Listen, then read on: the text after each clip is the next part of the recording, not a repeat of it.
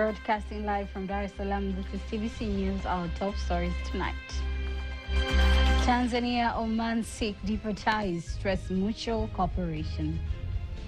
There's been an increase in business missions and delegations from Oman that are exploring greater investment opportunities. Tanzania aims higher to harness its substantial geothermal potentials. Together with the institution and including the same company.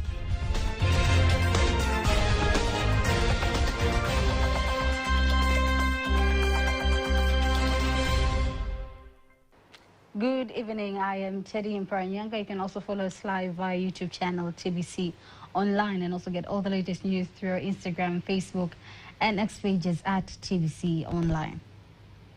President Dr. Samia Suluhu Hassan has sworn in Jennifer Christian Omolo to be the new permanent secretary in the newly created President's Office, Youth Development, and Dr. Kedmon Elisha Mapana as Deputy Permanent Secretary, President's Office, Youth Development.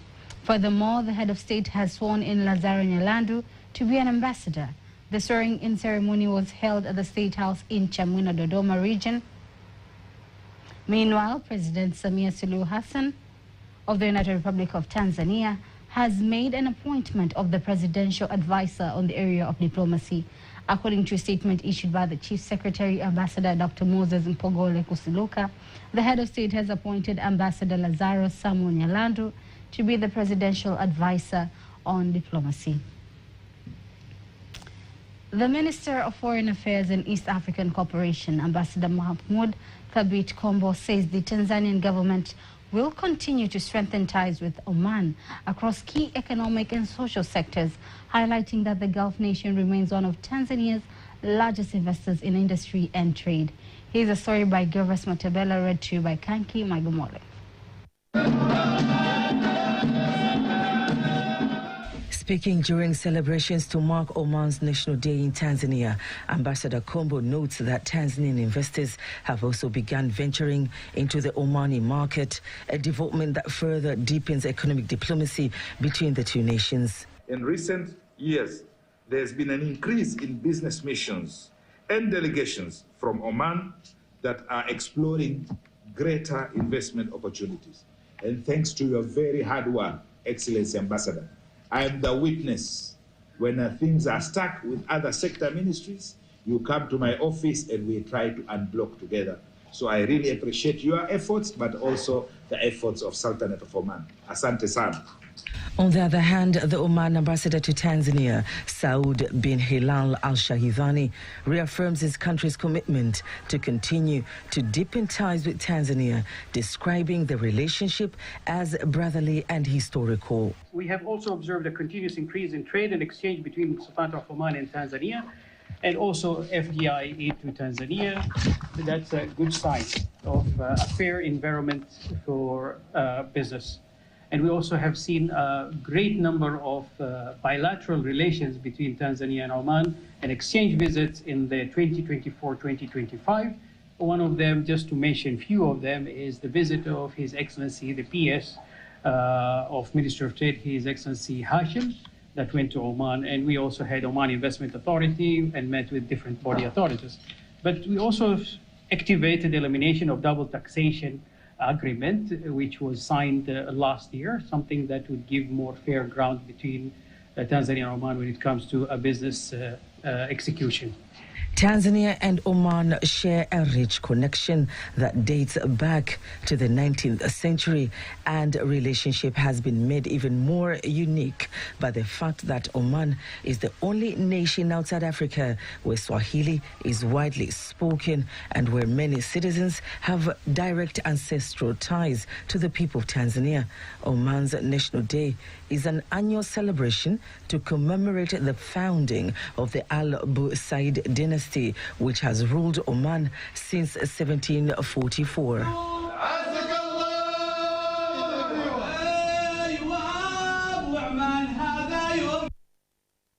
Tanzania is pushing to position geothermal energy at the center of its clean energy future.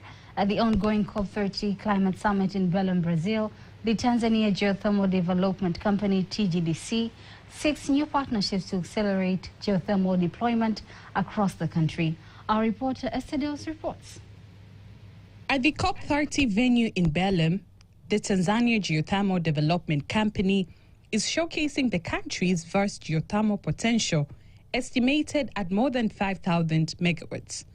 With rising global pressure from clean, reliable and affordable energy, Tanzania is working to attract strategic investment to unlock this resource. Speaking to TBC News, the Assistant Commissioner for Electricity Development from the Ministry of Energy says geothermal is now a national priority in Tanzania's energy transition and a strategic area for creating more jobs. The Ministry of Energy in Tanzania, together with the institution and including the Geothermal company, we are very much happy to be part of the COP30, where we are able to engage with the global partners, investors, and technical experts who expressed a strong interest in working with us. This gives us confidence that we are able to advance the geothermal development, which can play a transformative role in strengthening energy security, creating green jobs, and supporting sustainable industry. Tanzania is currently conducting geothermal exploration in regions including Mbeya, Songwe, Arusha, and Kilimanjaro, but officials say progress requires both investment and cooperation. The Director of Business Development from TGDC highlights why COP30 is a crucial platform. It has the potential for over 5,000 megas of geothermal as a renewable resource. Currently, we are undertaking five projects to realize at least 200 megas. And according to National Energy Compact, we are about to develop around 130 megas by 2030.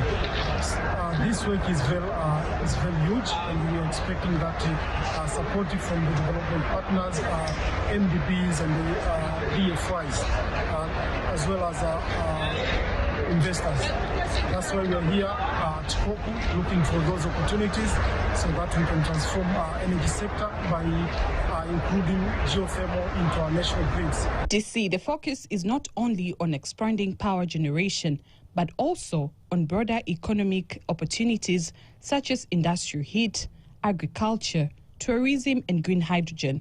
The general manager of TGDC says the company is committed to ensuring geothermal energy contributes to Tanzania's long-term energy security by partnering with more investors.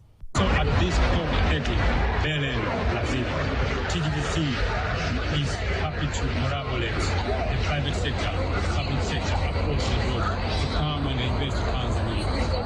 This is not like a normal event. It's a call for action.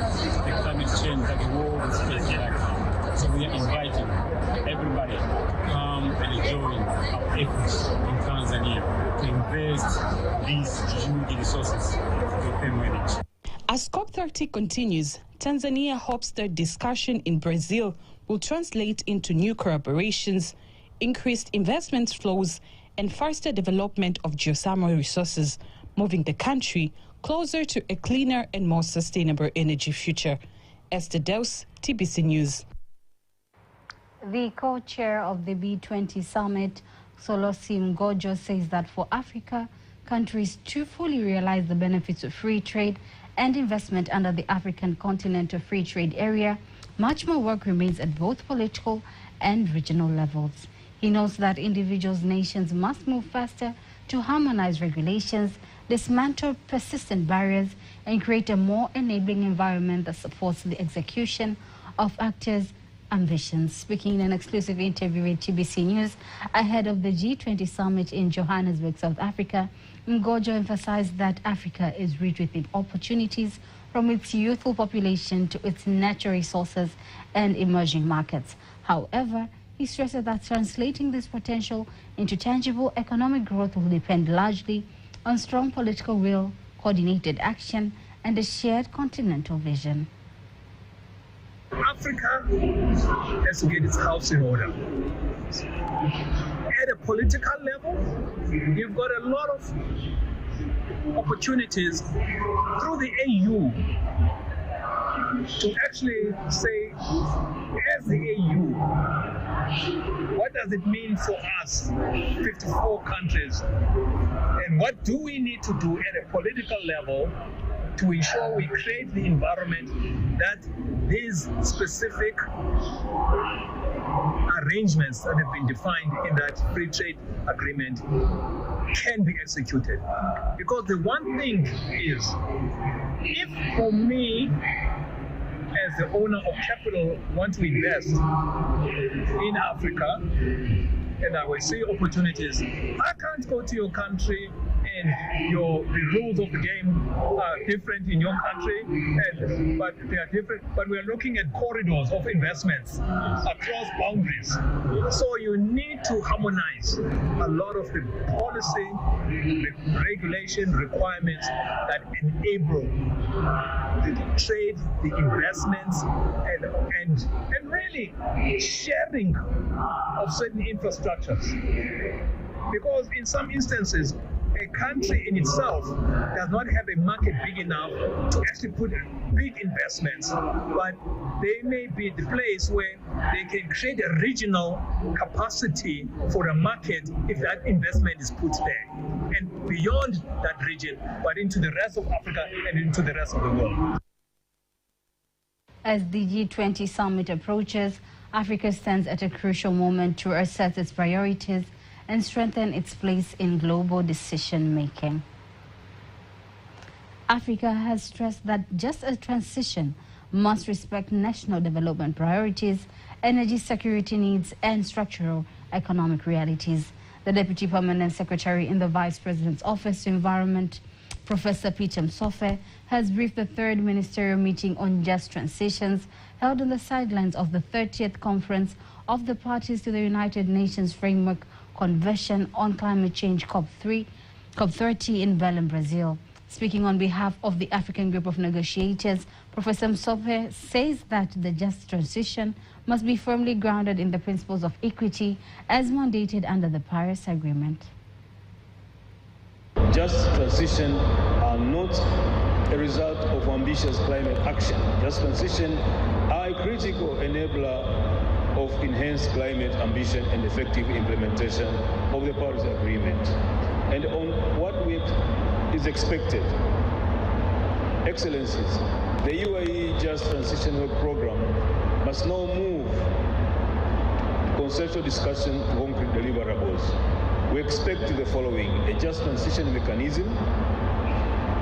We expect through the mechanism a clear framework of operational, concrete guidance on the means of implementation, recognition of just resilience, ensuring that adaptation and climate risk reduction are treated as equal pillars in just transition, a structured approach to international cooperation, protection of policy space, including strong recognition of development role in transition fuel, and taking into account the role of critical minerals in just transition, in particular the importance of ensuring equitable access to opportunities in Africa, including value chain upgrading.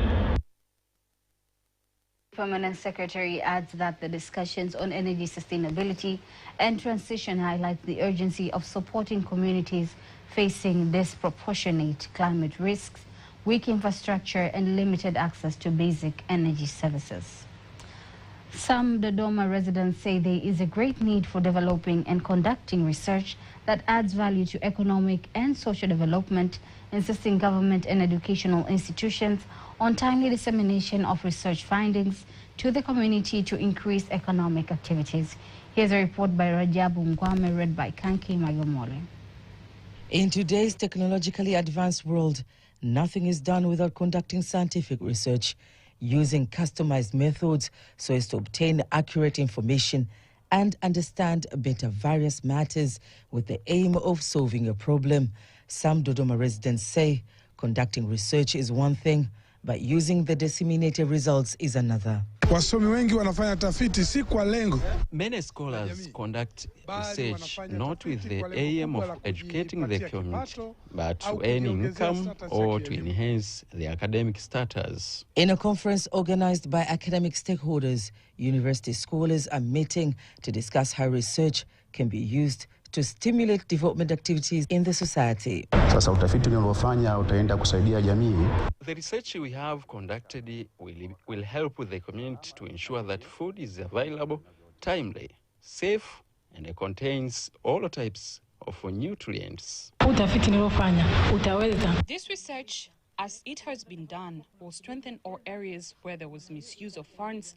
Therefore, it will help the community by promoting transparency and accountability. Then comes the call for the research conducted in the country to be relevant and touch the key issues in the community. The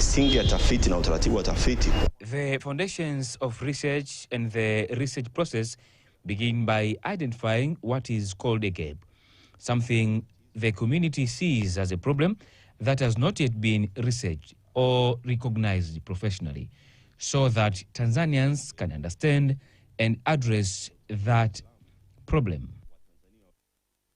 The Jakaya Kikwete Cardiac Institute, JKCI, continues to offer specialist cardiac screening and treatment services, including outreach programs targeting employees at their workplace. This initiative is designed to reach individuals who might otherwise find it difficult to monitor their health due to work commitments. The services are provided directly to companies, government agencies, and private institutions where employees undergo health screening, treatment, as well as education on preventing non-communicable diseases, including heart diseases. Providing heart disease education to employees of the Capital Markets and Securities Authority, CMSA, JKCI Chief Medical Officer Theophil Mushi says the institution has expanded the scope of service provision to ensure that more citizens are reached without affecting their work.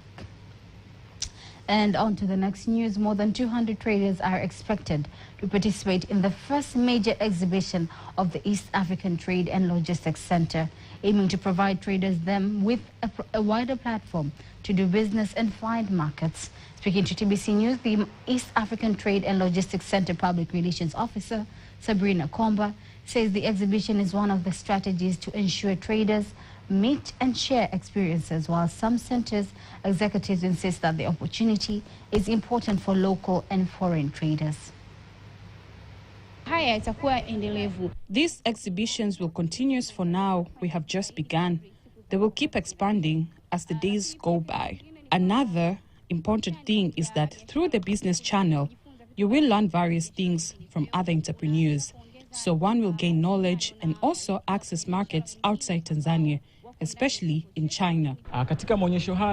In these exhibitions, there will be variety of products sold by different traders, such as those in wholesale, furniture, and construction sectors. The purpose of these exhibitions is to bring together sellers and producers of various products, giving them a platform to showcase and sell their goods, especially during this festive season. The exhibition will officially start from November 28th to December 7th this year. Deputy Permanent Secretary of the Ministry of Finance, Elijah Mwandubia, calls on tax institutions and professionals to maximize use of science and technology in tax collections and practice. He made the call during the 18th graduation ceremony of the Institute of Tax Administration earlier today in Dar es Salaam. Esther Deos reports. Excitement and pride filled the air as this year's cohort of graduates marched to receive their certificates. The guest of honor, Elijah Mwandubia, who is the Deputy Permanent Secretary of the Ministry of Finance, emphasizes the importance of artificial intelligence in tax collection and training, highlighting innovative approaches in the sector. We are in the world surrounded by innovation and creativity in technological development. It is now time for the college to focus on recruiting experts who specialize in online tax administration, the use of artificial intelligence in tax collection, and cyber security, as tax information must be secure to protect important taxpayer data. As the graduates prepare to step into the world of work, they share the excitement of completing their studying journey. I feel nice, I'm happy. This is my day, and I'm proud of myself. It wasn't easy, it was all good, and I'm motivated others. If I made it, they can also do it. Really great. This is my second time graduating, but it's never just nevertheless, it's just graduation. It was hard, and it was just the most unique experience. There's a lot that you get from this. There's a lot that you can achieve from this. You can get a lot of things from this. You can expand your career. You can expand everything. The Institute of Tax Administration continues to expand as a regional center of excellence, drawing students from across East Africa through its strong partnerships, especially with the Tanzania Revenue Authority and its ongoing capacity building efforts. Esther Deus, TBC News, Dar es Salaam. Tourism in Tanzania is rising, and the excitement is unmistakable at the famous Maasai Market in Arusha, where newly arrived tourists are exploring local crafts, interacting with the artisans, and sharing positive impressions about their stay. Many say they feel safe, welcomed, and eager to experience more of the country, which proves that despite this year's elections, tourism activities remain fully operational, with traders and tour guides reporting a steady flow of visitors. Caroline Maleo is in Arusha and has prepared the following report. As you can see, I am standing at the Maasai Market here in Arusha, one of the most popular curio markets in East Africa that has existed for more than 20 years. This is where Tanzania's tourism meets its heritage, with traders showcasing their different ornaments and different products that represent Tanzania's identity. And as you can see, different tourists and visitors are coming in this market so as to buy different products that are here in this market. Today, bringing my parents here because they are here for visiting me. So I want to show them the best place here in Arusha, and we are looking at everything you have here. So I'm getting some zawadis for my friends back home. Favorites are like small figures of like elephants and rhinos and everything. Yeah, they're really, really cute. I was curious to find out, when did they arrive in Tanzania? Arrived last week. We arrived to visit our daughter, who is here for 4 months. Arrived in Tanzania in middle of September, and we are now here in Arusha, but before we were in Mwanza. I arrived in the middle of September, so I've been here for like 2 months. And what about their first-hand experiences after their arrival in the country? The experience has been very good. We are so happy about being here, and the country is amazing, and the people here is the best. We love everything here. Very nice. We love the country. It's the friendly people, the nature, everything. Very good. Yeah, it's amazing. Everyone is so friendly here. Nature, I think, and the weather. Compared to Sweden, nowadays it's really cold in Sweden and it's snowing and rains a lot. So here it's sunny almost every day. Yeah, so, and we have been to Maturuni waterfalls. That's very nice. Tanzania is my favorite by far. It's the most beautiful country that I've been to. I've traveled to around 25 countries, and Tanzania is top 2. I asked them if they feel safe being in Tanzania. We feel very safe. The people around us is taking care of us very well, so we feel safe here. Of course, I feel safer here than I do back home in Miami, Florida. To get a real sense of what's happening on the ground, tour guides explain how tourism operations are running to best accommodate the tourists who visit Tanzania. In our country destination, the beloved destination Tanzania, we're very fine now, right? And even the guests we're hosting to all the places of the protected areas, be it Serengeti, Ngorongoro, Kitulo, Mwalimu Nyerere, Tarangire, Manyara, they are very happy because they don't see any kind of rabsha. They don't see any kind of commotions. And now what we say that everything is fine.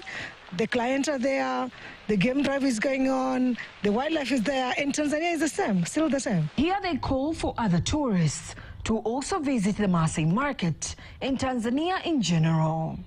Joapa, come here. It's in a beautiful country. The people are incredible.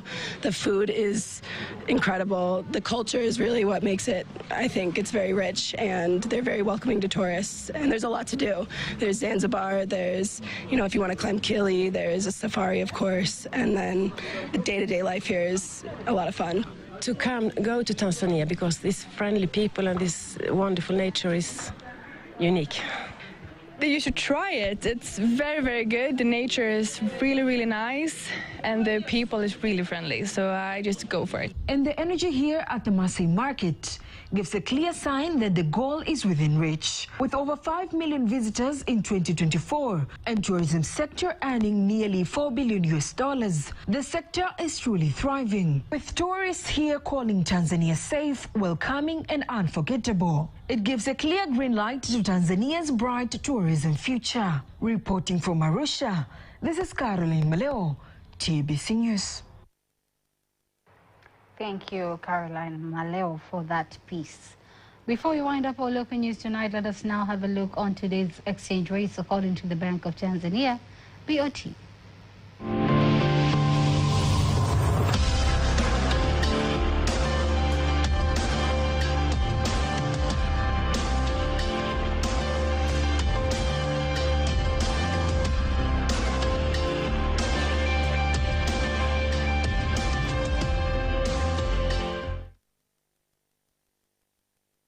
And in sports news, Young Africans head coach Pedro Goncalves looks forward to fan support in the CAF Champions League group stage opening match against AS FAR Rabat to be played at Amani Complex in Zanzibar. Speaking during a press conference ahead of the match tomorrow in Zanzibar, head coach Goncalves points out that support from fans will boost the fighting spirits of players and conquer the game. For tomorrow is the first match in the group. I think everybody thought that is the death group with 4 strongest clubs in Africa. 3 of them already champion. It will be difficult to very hard adaptation to our players to this kind of weather. But it's what it is football, and we have to adapt, and we have to go forward and to play the best. Goal scored by JKT Tanzania fullback Anwari Kilemile has made KMC sink deeper in Tanzania Premier League relegation zone as they have played 6 games, winning only 1 match, and have lost 5, making it more difficult for head coach Marcio Maximo. Head coach Maximo says he will reinforce the squad by signing new players when the window opens in December as he continues improving the team. A lot of shots, but as a football, you should, as coach, you should first believe in our group.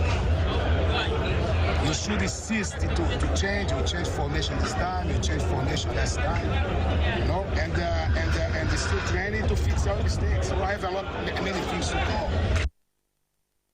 And now let us take a look at the weather forecast for the next 24 hours. My name is Godfrey Kazinja. I present to you 24 hours weather forecast from Tanzania Meteorological Authority. For tonight, we expect future particle condition, thunder shower over fury over the western part, southern western highland and Rovuma region. The rest part of our country expect future particle condition. Wind flow patterns, average wind speed expected over the most part of our country, and distribution of rainfall signal over western part, southern western highland extending to southern part of our country. And TMA issue an advisory expecting heavy precipitation at times over southern western highland, southern part of Morogoro region, together with Rovuma and Katavi. Please take note on that. For tomorrow, we expect future particle conditions, thunder shower over Fury and San Pedro, over Kagera, Geita, Mwanza, together with Shinyanga. Western part, southern western highland, southern part of Morogoro region, together with Rovuma, expect future cloud conditions, thunder shower over Samuel and San Interval. Entire coast, including northern part of Morogoro region, together with Singida and Dodoma, expect future particle condition, rain shower over few areas in sun periods. While northern eastern highland, Mara together with Simiyu expect future particle condition and long sun period. Let's have a look for the 4 days weather forecast for some part of our country, starting from the day after tomorrow. Dar es Salaam expect future particular condition, rain shower over fewer and sun period. And that marks the end of our news bulletin for tonight. Do not miss our next bulletin in Kiswahili at 11 p.m. On behalf of the whole team, I am Teddy Mpanyanga. Have a lovely, lovely night.